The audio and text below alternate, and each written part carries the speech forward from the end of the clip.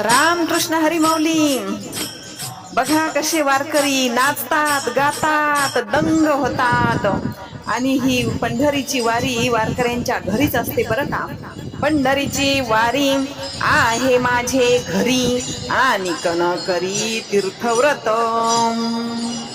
पंढरीची वारी वारकऱ्यांच्या घरीच असते आणि दुसरे तीर्थ करायची गरज नाही आणि व्रत पण करायची नाही गरज. कारण व्रत एकादशी करीन उपवासी गाईन अहर्निशी मुखी नाम. एकादशी व्रत करणार आणि सतत दिन रात अहर्निशी मुखी नाम विठोबाचे गाणार.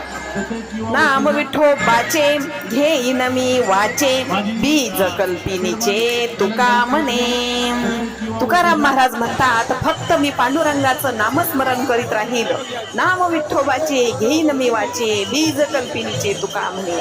हेच बीज फक्त आपल्याला पेरायचं आहे आणि ही पंढरीची वारी मात्र वर्षानुवर्षे चालूच राहणार आहे.